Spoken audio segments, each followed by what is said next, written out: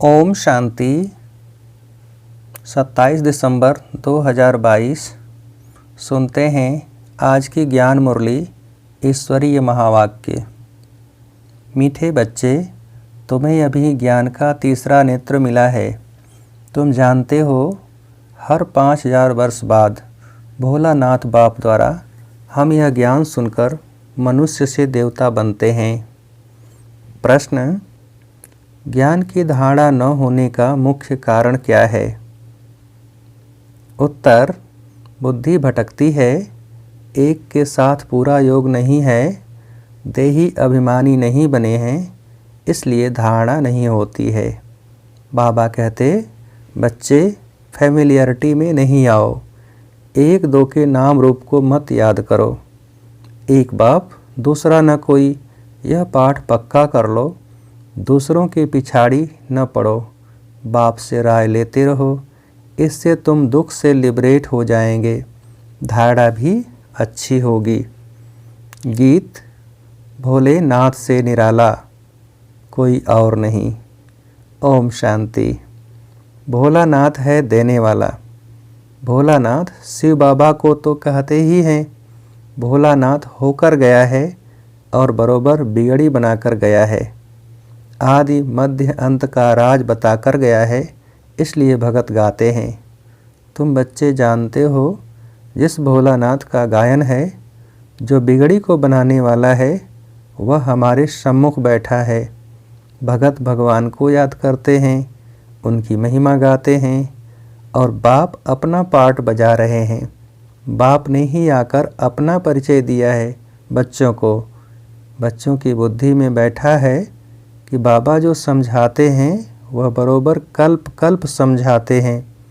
कल्प कल्प आकर पतित दुनिया को पावन दुनिया बनाते हैं, अभी बना रहे हैं। बहुतों को अभी पता पड़ा है, अभी बहुत हैं जिन्हों को पता नहीं है।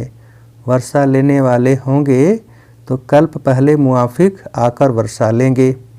तुमको पहले थोड़े ही यह मालूम था कि बाबा आकर वर्षा देंगे, अभी मालूम पड़ा है। बरोबर भक्तों का रक्षक है, आदि मध्य अंत का ज्ञान सुनाते हैं। उनको ज्ञान का सागर कहा जाता है। दिल से लगता है बरोबर यह वही हैं जो भारत में आकर जन्म लेते हैं। इनका अलौकिक जन्म गाया हुआ है। भारतवासियों को आकर पतित से पावन बनाते हैं। पतित मनुष्य जो बुलाते हैं वह जरूर समझते होंगे हम पावन थे, अब पतित बने हैं, फिर पावन बनना है। अभी बाप द्वारा तीसरा नेत्र मिलने से तुमने यह सब कुछ समझा है। तुम बच्चों का सारा दिन विचार सागर मंथन चलता रहेगा। सतयुग में पावन कौन थे? बरोबर देवी देवता ही थे। उस समय और कोई धर्म नहीं था। देवताओं के चित्र भी हैं और कोई नाम नहीं लेंगे। ऐसे नहीं कहेंगे चित्र हैं श्री लक्ष्मी देवी, श्री नारायण देवता। अभी वह नहीं है। जब वह थे तो और कोई धर्म नहीं था। तुम बच्चों की बुद्धि में है कि बाबा हमको सत्य कथा सुनाते हैं, तो लोग कहते हैं यह ज्ञान तो हमने सुना नहीं है, क्योंकि उनको ड्रामा के राज का तो पता नहीं है। तुम कहेंगे यह तो कल्प कल्प सुनते आए हो, क्या 5000 वर्ष पहले नहीं सुनाया था? फिर यह क्यों कहते हो आगे कभी नहीं सुना है? कल्प पहले जिसने सुनाया था उस द्वारा तुम अभी भी सुन रहे हो। अच्छी रीति समझाना चाहिए। तुमने तो 5000 वर्ष पहले भी यह ज्ञान सुना था। देवताओं को 5000 वर्ष हुए हैं। उन्हों को मनुष्य से देवता किसने बनाया? अभी भी वही बाप फिर से बनाएगा। 5000 वर्ष बाद फिर से बाप को आना पड़ता है, रावण द्वारा पतित बने हुए को पावन बनाने। History geography must repeat. यह भी समझ में आता है, हिस्ट्री रिपीट होती है। सतयुग के बाद त्रेता, द्वापर, कलयुग चक्र लगाते हैं। अभी कलयुग का अंत है। एक तरफ विनाश ज्वाला खड़ी है, दूसरी तरफ बाबा यहाँ आए हैं। नई दुनिया स्थापन करने अर्थ। यह वही महाभारत लड़ाई है। समझते हैं इससे विनाश हो जाएगा मनुष्यों की दुनिया का। यह सबको समझ में आता है। पुरानी दुनिया का विनाश देखने में आता है। यह महाभारत लड़ाई 5000 वर्ष पहले भी लगी थी, कोई लाखों वर्ष की बात नहीं है। यह भारत ही स्वर्ग था, इन देवताओं का राज्य था। यह सतयुग के मालिक थे। चित्रों पर भी अच्छी रीति समझाना पड़ता है, इसलिए ही ये लक्ष्मी नारायण आदि के चित्र बनाए हैं। यूँ लक्ष्मी नारायण के चित्र तो भारत में ढेर हैं, फिर हम बनाते हैं क्यों? हम अर्थ सहित बनाते हैं। इनमें पूरा ज्ञान है।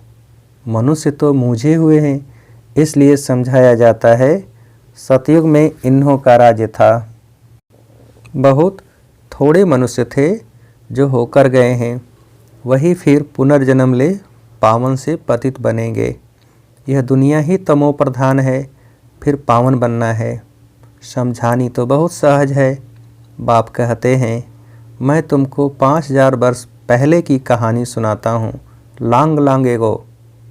यहाँ इन लक्ष्मी नारायण का राज्य था, अथवा क्राइस्ट से 3000 वर्ष पहले सतयुग था। हेवनली गॉड फादर ने हेवन स्थापन किया था। भारत को कहते भी हैं प्राचीन देश है। इसमें गॉड गॉडेज राज्य करते थे। गॉड कृष्ण, गॉडेज राधे कहते हैं। राधे कृष्ण लक्ष्मी नारायण सतयुग में थे। फिर राम सीता त्रेता में। 5000 वर्ष का हिसाब किताब क्लियर है। जब उन्हों का राज्य था तो बाकी सब आत्माएं मुक्ति धाम में थी। आत्मा तो अविनाशी है, आत्मा का कभी विनाश नहीं होता। ड्रामा भी अविनाशी है। आत्मा को 84 जन्मों का अविनाशी पार्ट मिला हुआ है। इतनी छोटी सी आत्मा में सारा पार्ट भरा हुआ है। यह कितनी वंडरफुल बात है। इसको ही कुदरत कहा जाता है। इतनी छोटी बिंदी, कितना 84 जन्मों का पार्ट, 5000 वर्ष का पार्ट उसमें भरा हुआ है। वह भी अविनाशी, जो रिपीट जरूर करना है। यह बड़े ते बड़ी कुदरत है। परमात्मा भी बिंदी, आत्मा भी बिंदी, परंतु परमात्मा सुप्रीम है। आत्माएं तो सब एक जैसी नहीं हैं, नंबरवार हैं। पहले सुप्रीम शिव बाबा, फिर कहेंगे लक्ष्मी नारायण। ब्रह्मा सरस्वती को सुप्रीम नहीं कहेंगे। संपूर्ण तो लक्ष्मी नारायण है, फिर नंबरवार 1-2 के पिछाड़ी आते हैं। मुख्य गायन है देवताओं का। सबसे सुप्रीम आत्मा शिव बाबा की है। फिर सूक्ष्मतन में ब्रह्मा विष्णु शंकर, फिर लक्ष्मी नारायण, राम सीता सब नंबरवार हैं। नाटक में भी एक्टर नंबरवार होते हैं। सब एक जैसे नहीं होते हैं। कहेंगे इनकी आत्मा सुप्रीम एक्टर है। यह पाई पैसे का एक्टर है। सबसे फर्स्ट क्लास क्रिएटर डायरेक्टर कौन है? करण करावनहार एक ही परमपिता परमात्मा है। अब तुमको सारे ड्रामा का पता पड़ा है। यह है बेहद का ड्रामा।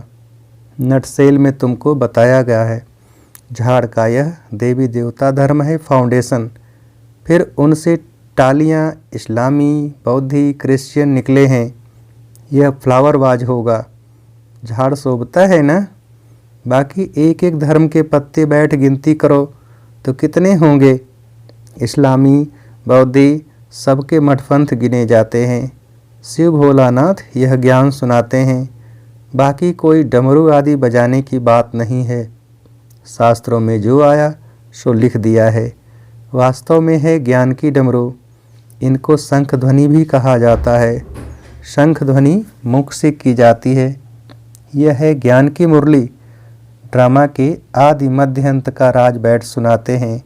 आत्मा बिंदी मिसल है, जिसमें सारा पार्ट नूधा हुआ है। वह क्रिएटर है। वो एक्ट भी करते हैं। अच्छा पार्ट वह लेते हैं। नंबरवार तो होते हैं ना। यह ही एक बाप क्रिएटर, और सब पुनर्जन्म में आने वाले हैं। वह कभी पुनर्जन्म नहीं लेते हैं। इनका अलौकिक जन्म है। तुम जानते हो कैसे आकर प्रवेश किया है? दूसरी आत्माएं भी प्रवेश करती हैं ना। समझो, किसके स्त्री की आत्मा आती है, बोल सकेगी कि मैं सुखी हूँ, बाकी उनके शरीर को भाकी नहीं पहन सकेंगे, क्योंकि शरीर तो दूसरा है ना। भावना है कि यह हमारे स्त्री की आत्मा है, इनको बुलाया गया है। ऐसे बहुतों को बुलाते हैं। अभी तमोगुणी हो गए हैं, इसलिए एक्यूरेट बताते नहीं हैं। आत्मा क्या चीज़ है, कैसे आती जाती है, यह ड्रामा में पहले से ही नूद है। ऐसे नहीं आत्मा निकलकर यहाँ आती है, वह मर जाती है, नहीं। बाप कहते हैं यह मनोकामना पूर्ण करने के लिए साक्षात्कार कराता हूँ। जो ड्रामा में नूद है सो होता है। सेकंड पास हुआ, ड्रामा में नूद है, यह बेहद का नाटक है। बाप बिंदी है, बिंदी को भोलानाथ कहते हैं। कितना वंडर है। बाप भी कहते हैं मुझ बिंदी में कितना पार्ट है। यह बातें नए कोई की बुद्धि में बैठ न सके। पुरानों से भी कितनों की समझ में नहीं आता है, तो किसको समझाने में मूझते हैं। जैसे रेडियो में कोई बात करने में मूझते हैं, इसमें मुरली बड़ी फुर्ती से चलानी है, वह पढ़कर सुनाते हैं। यह है ओरली। बाबा भी सब कुछ ओरली सुनाते हैं। तुम्हारी बुद्धि में धारणा हो रही है। कल्प पहले भी तुमने धारणा कर बहुतों को सुनाया है, फिर वह ज्ञान खत्म हो गया, अब फिर रिपीट होना है। यह ज्ञान कोई साधु संत की बुद्धि में नहीं है। वह परमात्मा को नहीं जानते। वह कह देते हैं आत्मा परमात्मा में मिल जाएगी। मिलेगी फिर कैसे? अभी तुम्हारी आत्मा जानती है कि हमारा बाप आया है, हमको नॉलेज दे रहा है, फिर हम बाबा के साथ घर जाएंगे। यह तुम बच्चों को रूहानी नशा है। यह है तुम्हारी प्रवृत्ति मार्ग। बहुत तुमको कहते हैं तुम तो कुमार अथवा कुमारी हो, तुमको विकारों का अनुभव ही नहीं। हम तो विकारी गृहस्थ में रहने वाले हैं, तुम हमको यह ज्ञान कैसे दे सकते हो? हम हैं युगल, हमको बैचलर कैसे समझा सकेगा? हमको युगल समझाए।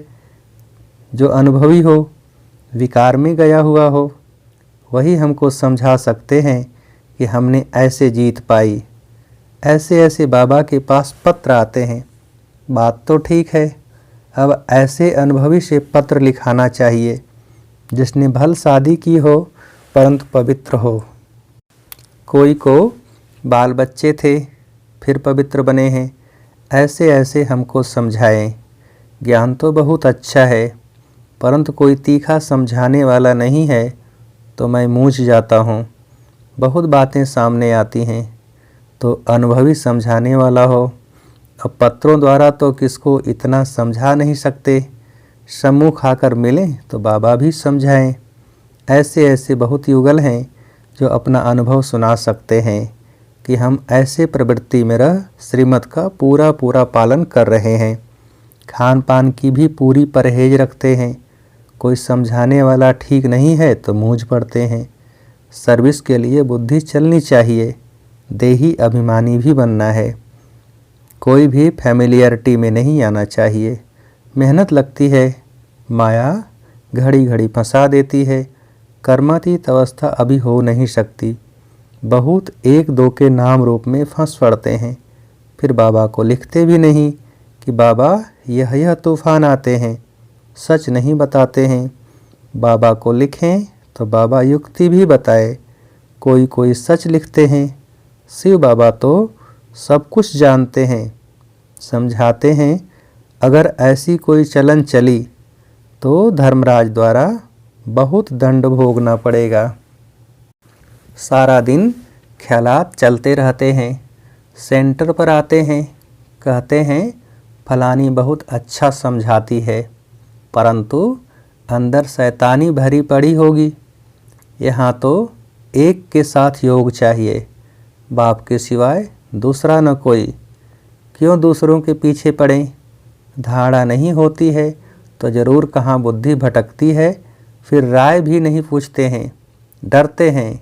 बाप कहते हैं माम एकम याद करो, इस याद से ही तुम्हारे विकर्म विनाश होंगे। दुख से तुम लिबरेट हो जाएंगे। मुक्ति तो सब मांगते हैं, मुक्त होते हैं दुख से, फिर सुख में आएंगे।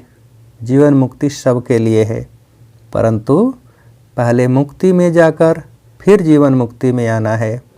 अच्छा, मीठे मीठे सिकीलधे बच्चों प्रति माता पिता बाप दादा का याद प्यार और गुड मॉर्निंग। रूहानी बाप के रूहानी बच्चों को नमस्ते। हम रूहानी बच्चों की रूहानी बाप को नमस्ते नमस्ते। धारणा के लिए मुख्य सार। पहली पॉइंट, बाप समान ज्ञान की शंख ध्वनि करनी है। सिर्फ पढ़ करके नहीं सुनाना है, धारणा करके फिर समझाना है। दूसरी पॉइंट, खान पान की बहुत परहेज रखनी है। श्रीमत का पालन कर प्रवृत्ति में रहते हुए कैसे पवित्र रहते हैं, यह अनुभव दूसरों को सुनाना है। वरदान, साधन व सैल्वेशन के प्रभाव में आने के बजाय प्रकृति को दासी बनाने वाले विजयी भव। साधन व सैल्वेशन के प्रभाव में आने के बजाय प्रकृति को दासी बनाने वाले विजयी भव। विस्तार, कभी भी योगी पुरुष व पुरुषोत्तम आत्माएं प्रकृति के प्रभाव में नहीं आ सकती। आप ब्राह्मण आत्माएं पुरुषोत्तम और योगी आत्माएं हो। प्रकृति आप मालिकों की दासी है, इसलिए प्रकृति के कोई भी साधन व सैल्वेशन आपको अपने प्रभाव में प्रभावित न कर लें। साधन साधना का आधार न हो, लेकिन साधना साधनों को आधार बनाए, तब कहेंगे प्रकृति जीत विजयी आत्मा। स्लोगन, एवर रेडी वह हैं जो हर घड़ी को अंतिम घड़ी समझकर चलते हैं। एवर रेडी वह हैं जो हर घड़ी को अंतिम घड़ी समझकर चलते हैं। अच्छा, ओम शांति। मेरा शिव बाबा शुक्रिया। ओम शांति।